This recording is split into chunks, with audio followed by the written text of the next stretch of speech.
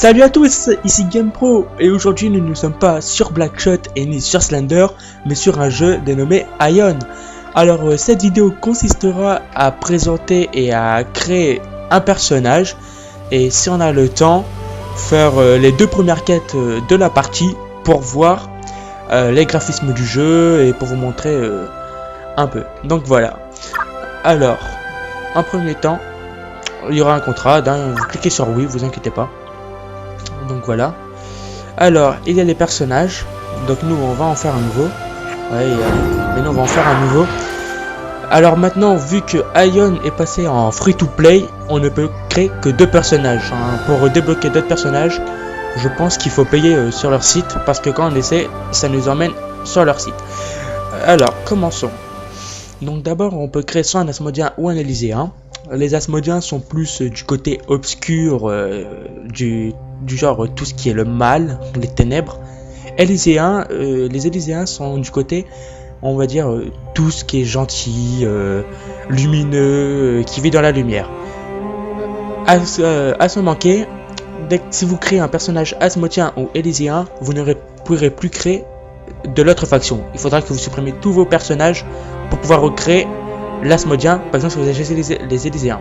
Donc moi vu que mon premier personnage était un Élyséen, je vais devoir recréer un Élyséen. Donc voilà. Alors en première classe nous avons les guerriers qui eux consistent à tanker, à tout ce qui sera en tank. Pour les gens qui ne connaissent pas la signification du mot tank, c'est tout ce qui prennent les dégâts qui foncent dans le tas et qui prennent beaucoup de dégâts. Ils font pas mal de dégâts, mais ils sont plus là aussi pour subir et pour protéger le groupe. Donc voilà. Après vous avez les éclaireurs qui eux sont plus du DPS au corps à corps, qui excusez-moi, qui vous comment vous expliquez ça, qui eux sont là juste pour DPS mais personnellement vous pouvez voir il y a deux types. Il y a les éclaireurs archers et les éclaireurs au corps à corps avec les dagues, mais ils font tous les deux mal. C'est pas parce qu'il y en a une à l'archer et l'autre aux dagues qu'ils ne feront pas mal. Ensuite nous avons les mages. Alors les mages eux à mon avis, comme dans leur nom, c'est plus ceux qui lanceront des sorts à distance mais qui feront aussi du DPS. Je pense qu'ils doivent lancer des sorts de feu, de givre, tout ce qui est élémentaire à mon avis. Ensuite, nous avons les prêtres. Eux, comme leur nom l'indique bien, les prêtres, tout le monde sait qu'un prêtre. Donc voilà, le prêtre lui servira plus à guérir ses alliés et à les mettre, on va dire, des boucliers pour qu'ils encaissent moins que la normale. Donc, mais ils peuvent aussi tout aussi bien DPS. Donc le prêtre, c'est une catégorie de classe qui DPS en même temps de healer qui va soigner tout son groupe. Donc voilà. Ensuite, nous avons deux nouvelles classes, les ingénieurs, qui eux sont des DPS de loin, mais qui peuvent taper aussi au corps à corps. Mais ils utilisent des armes, ainsi des canons et des fusils, et qui sont très très forts parce que j'ai l'occasion d'en voir un qui tapait assez pas mal quand même. Ensuite, nous avons les artistes.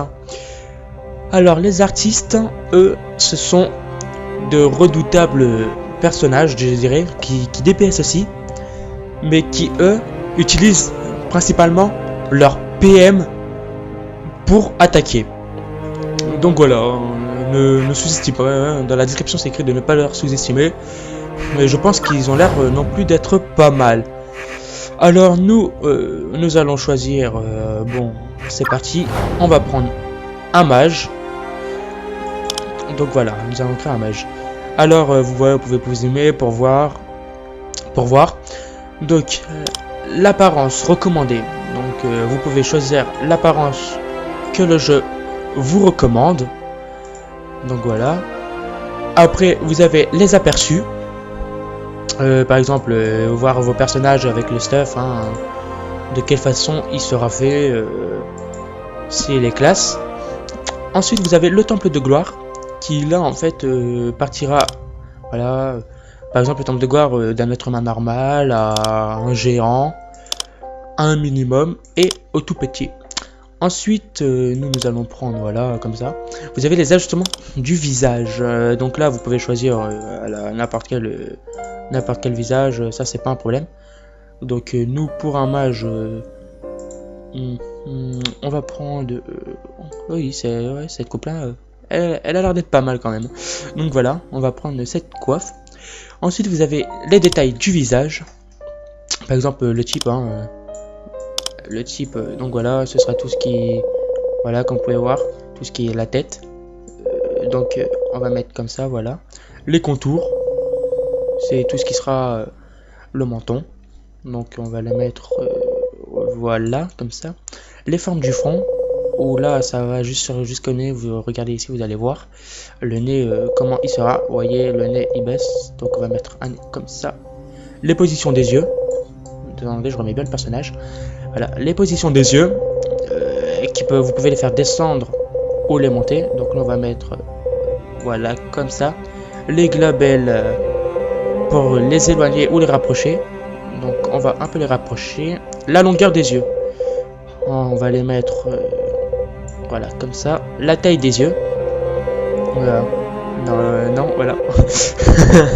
Bonjour, je m'endors pendant cette vidéo, mais bon. Donc voilà, alors on va le mettre normal. La forme des yeux, on va le relaisser normal. Le coin extérieur, on va le mettre normal aussi. La position des sourcils, bon, avec ce cheveu-là, je doute qu'on puisse les voir réellement. Donc on va les élever pour faire un air impressionné. Et les angles des sourcils, on va les mettre...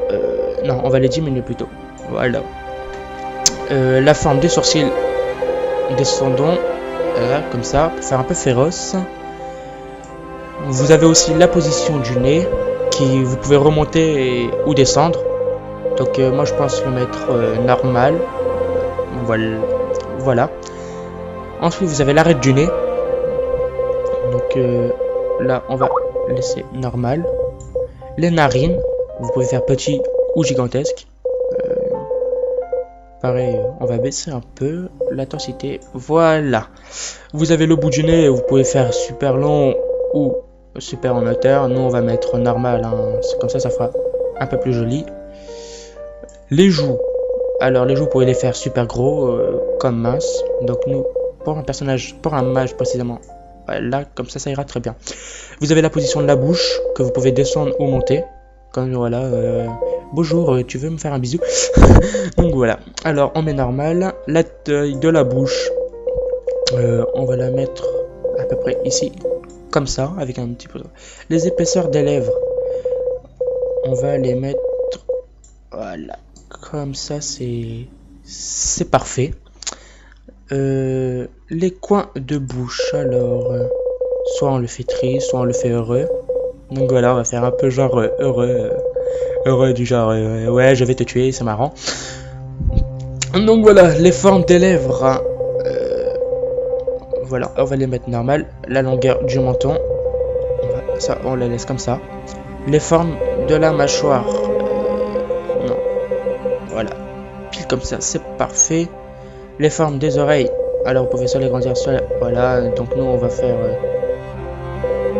des oreilles normales. Et la largeur de la tête, ouais, vous pouvez faire gros comme petit. Voilà, on reste comme ça. Ensuite vous avez le détail corporel. Donc là vous pouvez soit le mettre grand et musclé. Donc voilà, grand et musclé. Soit moyennement et mince. Soit grand, et là vous voyez que la tonne de muscles ça y va. Soit gros. Soit petit et maigrichon. Soit petit et gros, soit taille normale avec des muscles, soit petit là et là on a l'impression que vous n'avez rien mangé pendant toute votre vie. Voilà, donc là c'est votre tête qui est plus grosse que votre corps, et là c'est petit mais musclé. Donc moi je suis parti pour celui-là. Donc voilà, après vous avez la taille de la tête, les épaisseurs du cou qu'on va baisser quand même, le longueur du cou. Que voilà, ça c'est bon. La grosseur des épaules que là on va mettre à fond. La largeur, non, là comme ça on va laisser normal. Bah la taille du buste, hein, hop, on gonfle. tour de la taille, voilà. Il était bien comme il était. Vous avez le tour de hanche, les épaisseurs des bras, la longueur des bras, la taille des mains, les épaisseurs des jambes, la longueur des jambes et la taille des pieds. Donc voilà. Après, vous pouvez mettre aussi aléatoire si vous voulez pas vous embêter avec tous ces raccourcis. Hein, mais ça fera assez moche, je trouve, parce que vous n'aurez pas le personnage que vous rêvez. Après, vous retournez surnommé et vous pourrez avoir des voix. Vous pouvez passer du jeune. Pour Atreya. Voilà. Au vicelard. Ah, ils ne sont pas de taille contre moi. Au rugueux. Vous avez fait le bon choix. À l'héroïque. À votre avis, qui sont les plus forts? Donc voilà. Les Asmodiens ou les Élyséens? Donc voilà, nous allons mettre l'héroïque avec un nom. Hein, ouais, comment va-t-on l'appeler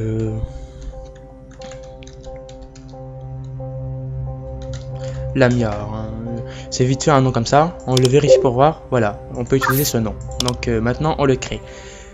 Donc une fois que c'est fait, vous cliquez sur démarrer. Bien évidemment, dès votre premier personnage, vous devrez en rentrer un code PIN et le revalider. Donc je vous dis à tout de suite, le temps de taper mon code PIN. Donc nous revoilà. Alors voilà, nous avons tapé le code PIN et je vais vous laisser éternelle fait la rage cinématique. dans les abysses. Et cette guerre est aussi la vôtre. Des Asmodiens arrivent par derrière. Nous sommes encerclés. Splendide.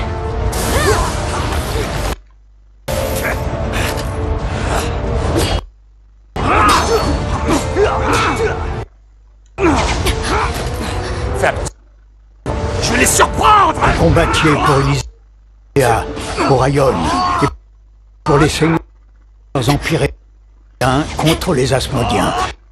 Ces déchus venus des ténèbres au-delà des abysses. Et contre une autre menace encore plus redoutable. Il n'y a aucun doute, ils approchent. Celle des impitoyables Balor et de leurs immondes sbires, les Trakan. Ils sont là. Ils avaient régné sur ce monde. Et ce qu'ils ne peuvent dominer, ils le détruisent.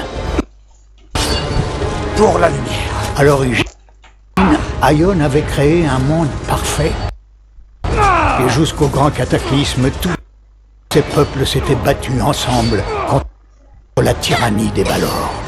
Mais depuis le jour maudit où les Asmodiens ont massacré la légion d'Élyséens, arrivés par erreur dans leur monde obscur, les abysses sont le théâtre d'une lutte sans pitié entre les forces de la lumière et celles des ténèbres.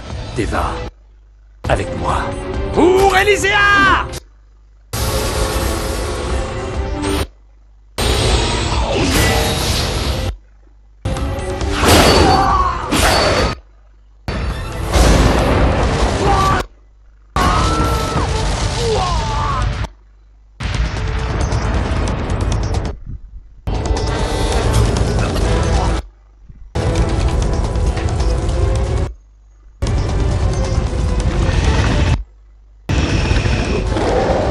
C'est le combat que vous meniez avant d'oublier votre passé et votre destinée.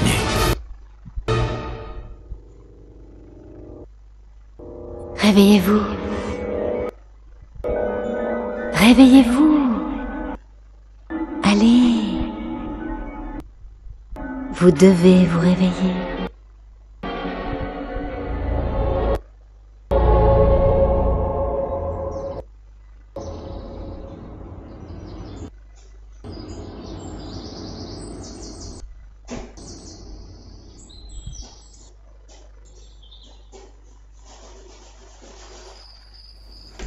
Donc rebonjour, nous revoilà. J'espère sincèrement que ça vous aura plu la cinématique. Hein. En tout cas, moi ça m'a plu.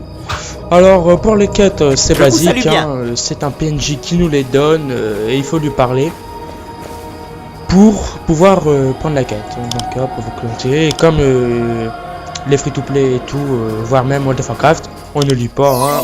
On fonce. Pour Elyséa. Elyséa. Alors, rejoindre Mirest. Donc, nous allons le rejoindre immédiatement. Donc, on met bien la vue. il est là-bas, comme vous pouvez le voir. Donc on va aller jusqu'à lui pour lui parler. Alors vous pouvez voir, personnellement ce MMORPG est vraiment magnifique, avec un beau ciel comme vous pouvez le voir qui impressionne vraiment. Sincèrement, pour un free-to-play, les graphiques sont énormes. Je ne vais pas vous cacher que ce jeu prend un peu de place, mais ça en vaut le coup, hein. Quand vous y êtes, que vous jouez, vous oubliez tout ce qu'il y a. Donc voilà, alors, et sans récolte, pas de nourriture. Donc, nous serons à nouveau les maîtres d'Atreya. Comme les jeux normaux, la touche 1 ne sert à rien, c'est attaquer directement. Alors, la quête, chasser des Kiribim rayés dans les plaines d'Akarios. Donc les Kiribim rayés, voilà. Donc allons jusqu'à eux.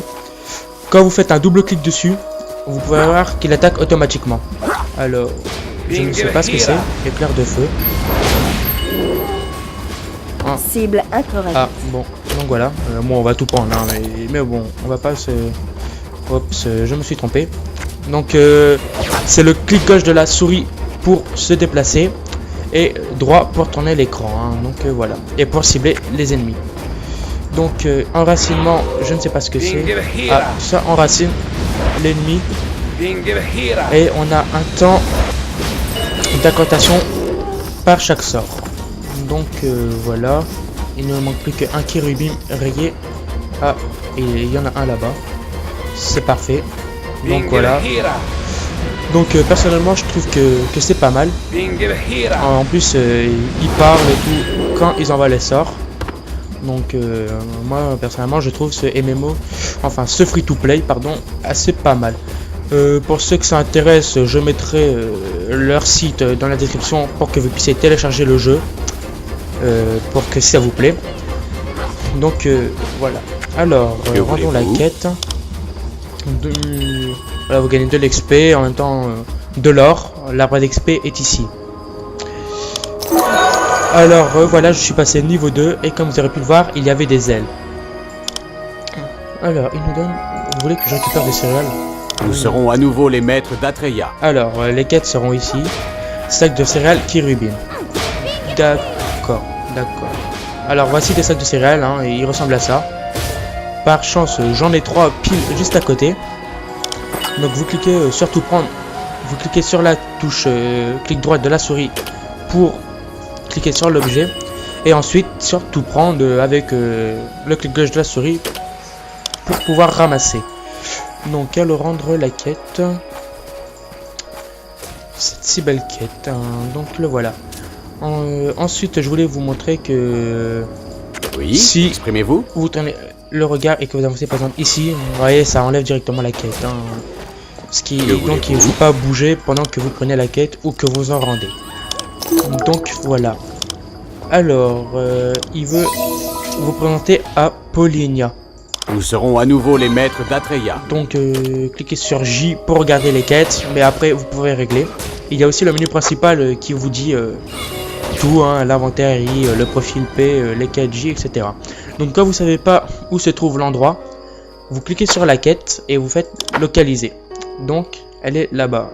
Nous allons partir jusqu'à là-bas et ensuite je pense que ce sera la fin de cette première vidéo de Aion. Donc en attendant qu'on court jusqu'à la ville où on doit rendre la quête, je vais vous parler un peu de ce que je compte faire sur ce jeu. J'avais prévu de faire un let's play, si ça, bien évidemment si cette première vidéo vous plaît, de faire une aventure d'Aion, hein, c'est-à-dire monter un personnage en votre présence. Ça ne me dérangerait pas du tout. Pendant que je filmerai, je vous parlerai justement des aventures, de mes prochaines vidéos, etc. Et si vous voulez un peu plus, dites-le moi et je le ferai.